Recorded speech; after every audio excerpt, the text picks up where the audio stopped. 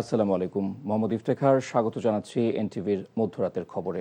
প্রধানমন্ত্রী তারেক রহমান রাজধানীর যানজট নিরসনে বৃত্তাকার সড়ক ও নৌপথের কার্যকর ব্যবহারে অবকাঠামো নির্মাণ প্রকল্প নিয়ে বৈঠক করেছেন। সচিবালয়ে প্রধানমন্ত্রীর সভাপতিত্বে ঢাকা দক্ষিণ সিটি কর্পোরেশনের সড়ক ব্যবস্থাপনা বিষয়ক এ বৈঠক অনুষ্ঠিত হয়। রাজধানীর যানজট নিরসন কিভাবে হবে এ পরিকল্পনা বৈঠকে বিস্তারিতভাবে তুলে ধরা হয়েছে। এতে প্রধানমন্ত্রীকে রাজধানীর ইনার সার্কুলার রিং রোড নির্মাণ প্রকল্পের সর্বশেষ অবস্থা অবহিত করা হয়েছে। এদিকে প্রধানমন্ত্রীর সঙ্গে সৌজন্য সাক্ষাৎ করেছেন জাপান আন্তর্জাতিক সহযোগিতা সংস্থা জাইকার প্রেসিডেন্ট সহ একটি প্রতিনিধি দল। বুধবার বিকেলে সচিবালয়ে জাপানের বৈদেশিক সম্পর্ক বিষয়ক সংসদীয় উপমন্ত্রী শিমাদা তোমাকির নেতৃত্বে প্রতিনিধি দলটি সাক্ষাৎ করে। এ সময় মাতারবাড়ি গভীর সমুদ্র বন্দর, এমআরটি লাইন, হযরত শাহজালাল আন্তর্জাতিক বিমানবন্দরের তৃতীয় টার্মিনাল সহ জাইকার অর্থায়নে বাংলাদেশে চলমান বিভিন্ন উন্নয়ন প্রকল্প বাস্তবায়নের অগ্রগতি নিয়ে আলোচনা হয়।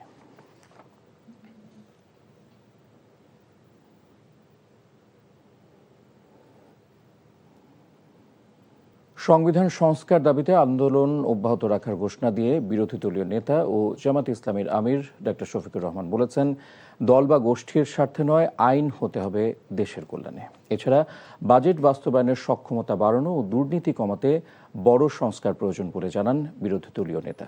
সালাউদ্দিন কাদেরের আরেকটি রিপোর্ট। 2026-27 অর্থবছরের 9,38,000 কোটি টাকার বাজেট পাশ হয়েছে মঙ্গলবার, যেখানে বিরোধী দল থেকে বেশ কয়েকটা ছাঁটাই প্রস্তাব করা হলেও পাশ না হওয়ার শঙ্কায় এক পর্যায়ে তা তুলে নেন বিরোধী দলীয় নেতা। সংসদে এলইডি হলে বাজেট পরবর্তী সাংবাদিকদের সঙ্গে মতবিনিময় করে বিরোধী দল। বাজেটে বিরোধী দলের প্রত্যাশার মধ্যে কালো টাকা সাদা না করা, প্রান্তিক ব্যবসায়ী ও মুদি দোকানের উপর কর প্রত্যাহার দাবি গ্রহণ করা হয়েছে বলে জানান ডক্টর শফিকুর রহমান।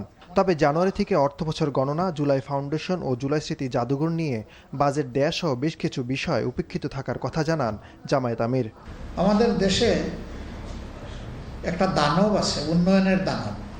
এটা 9 মাস খাতা মুড়ি দিয়ে ঘুমায়, শেষের 3 মাস গা ঝাড়া দিয়ে চলে আসে। আমাদের আবহাওয়া এবং সিজন অনুযায়ী এটা হোক জানুয়ারির 1 থেকে ডিসেম্বরের 31, তাহলে অন্তত শেষ 3 মাসের দৈত্যটার ঘুম ভাঙলেও আমাদের সম্পদ পানি হয়ে হারিয়ে যাবে না, ভেসে যাবে। মূল্যস্ফীতির তুলনায় এটা বড় বাজেট নয় মন্তব্য করে শফিকুর রহমান বলেন, বাজেট বাস্তবায়ন সক্ষমতা বাড়ানোর পাশাপাশি দুর্নীতি কমাতে বড় সংস্কার জরুরি। বড় বাজেট করা কোনো অপরাধ নয়। একটা জাতির ভিশন থাকলে বড় বাজেট লাগবে। চ্যালেঞ্জটা কয়েক জায়গায়। একটা হলো বাজেট বাস্তবায়নের সক্ষমতা, এর চাইতে বড় হলো দুর্নীতি।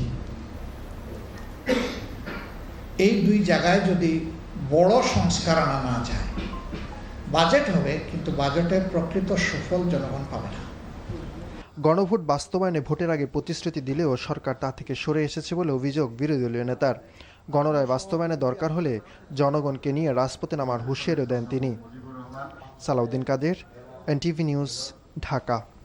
গত 2025-26 অর্থবছরে দেশের রেকর্ড $35.56 বিলিয়ন রেমিটেন্স পাঠিয়েছেন প্রবাসীরা। বুধবার বাংলাদেশ ব্যাংক থেকে এক বিজ্ঞপ্তিতে এ তথ্য জানানো হয়েছে। কেন্দ্রীয় ব্যাংক জানিয়েছে, সদ্য বিদায়ী জুন মাস জুড়ে দেশে $2,806 মিলিয়ন রেমিটেন্স এসেছে। এর মধ্যে শুধু 30 জুন দেশে $120 মিলিয়ন এসেছে, যেখানে গত বছরের জুন মাস জুড়ে দেশে রেমিটেন্স এসেছিল $2,823 মিলিয়ন। চলতি 2025-26 অর্থবছরের প্রথম 364 দিনে মোট রেমিটেন্স এসেছে $35.56 বিলিয়ন মার্কিন ডলার, যা আগের অর্থবছরের একই সময়ের তুলনায় 17.3% বেশি। আজ থেকে একযোগে শুরু হচ্ছে 2026 সালের এইচএসসি ও সমমান পরীক্ষা। মোট 12,70,583 জন পরীক্ষার্থী অভিন্ন প্রশ্নপত্রে এইচএসসি পরীক্ষায় অংশ নিচ্ছে। এ বিষয়ে এক সংবাদ সম্মেলনে শিক্ষামন্ত্রী আনোয়ার এহসানুল হক মিলন আশা প্রকাশ করেন, পরীক্ষার্থীরা সম্পূর্ণ ভয়ভীতি ও চাপমুক্তভাবে পরীক্ষা দিবে। নজরানা চৌধুরীর রিপোর্ট।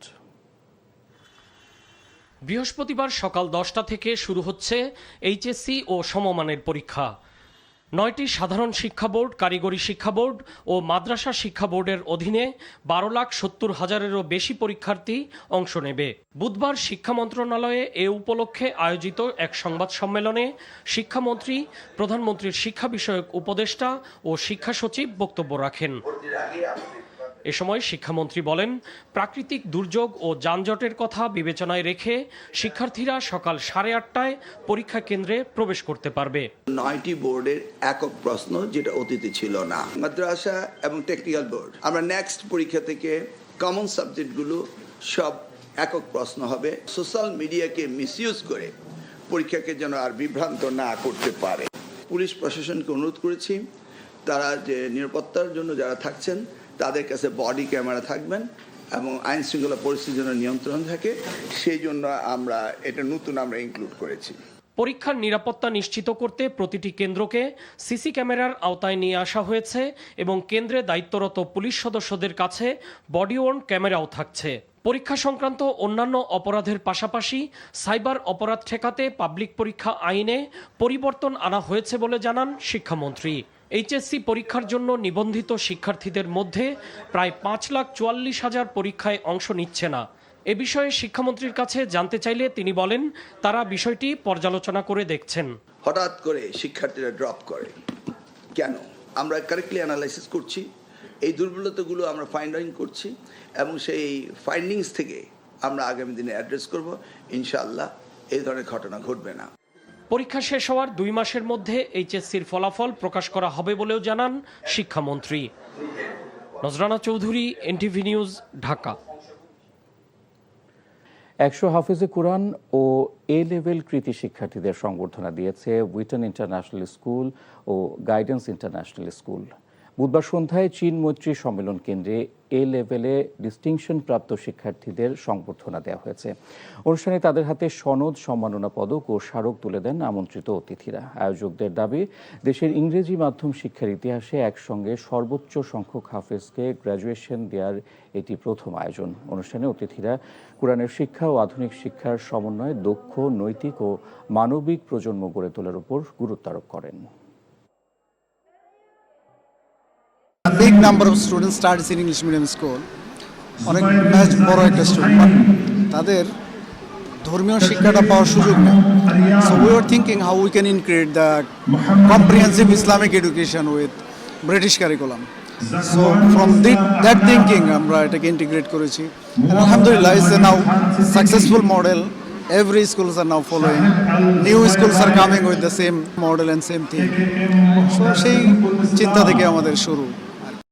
বাংলাদেশের তৈরি পোশাক খাতের অগ্রযাত্রায় যুক্তরাষ্ট্রের উল্লেখযোগ্য ভূমিকা রয়েছে উল্লেখ করে চট্টগ্রামের ব্যবসায়ী নেতারা বলেছেন, বাণিজ্য সম্পর্ক আরও বৃদ্ধিতে উভয় দেশ কাজ করছে। চট্টগ্রামে যুক্তরাষ্ট্রের একটি বাণিজ্যিক প্রতিনিধি দলের সঙ্গে মতবিনিময় সভায় এসব কথা বলেন তারা। ওয়ার্ল্ড ট্রেড সেন্টারে সভার আয়োজন করে Chittagong chamber of commerce and industry.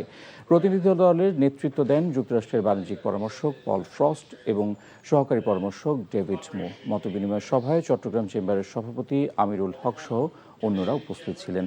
বক্তারা বলেন, দেশের অর্থনীতির উন্নয়নে যুক্তরাষ্ট্র বাংলাদেশে বিনিয়োগ বৃদ্ধির মাধ্যমে দুই দেশের সম্পর্ক আরও নিবিড় করতে পারে। যুক্তরাষ্ট্রের বাণিজ্যিক পরামর্শক পল ফ্রস্ট বলেন, যুক্তরাষ্ট্র ভবিষ্যতেও বাংলাদেশের অগ্রযাত্রায় সহযোগী হিসেবে থাকতে চায়। সংযুক্ত আরব আমিরাতে প্রবাসী বাংলাদেশিদের ভিসা জটিলতা এবং এমআরপি পাসপোর্ট সংকট নিরসনে রাষ্ট্রদূত তারেক আহমেদের সাথে মতবিনিময় করেছেন বাংলাদেশ প্রেস ক্লাব ইইউ এর নেতৃবৃন্দ। বাংলাদেশ প্রেস ক্লাব ইইউ এর সভাপতি মামুনুর রশিদ ও সাধারণ সম্পাদক আবদুল্লাহ আল শাহিনের নেতৃত্বে সংগঠনের কার্যনির্বাহী কমিটির নেতৃবৃন্দ সভায় অংশ নেন। বৈঠকে সাংবাদিক নেতারা জানান, পাসপোর্ট ও ভিসা সংকটের কারণে লাখো প্রবাসী কর্মী বৈধতা হারাচ্ছেন, চাকরিচ্যুত হচ্ছেন এবং প্রতিদিন গুনছেন বিপুল অঙ্কের জরিমানা। এ বিষয়ে পদক্ষেপ নিতে অবিলম্বে সরকারের সর্বোচ্চ স্তরের জোরালো কূটনৈতিক তৎপরতার দাবি জানান তারা। প্রবাসীদের দুর্ভোগের বিষয়ে গভীর সহানুভূতি প্রকাশ করেন রাষ্ট্রদূত তারেক আহমদ। তিনি আশ্বস্ত করেন, সরকার প্রবাসীদের সমস্যা সমাধানকে সর্বোচ্চ অগ্রাধিকার দিচ্ছে। খুব দ্রুত প্রবাসীরা সংকট থেকে মুক্তি পাবেন বলে আশাবাদ ব্যক্ত করেন রাষ্ট্রদূত তারেক আহমদ।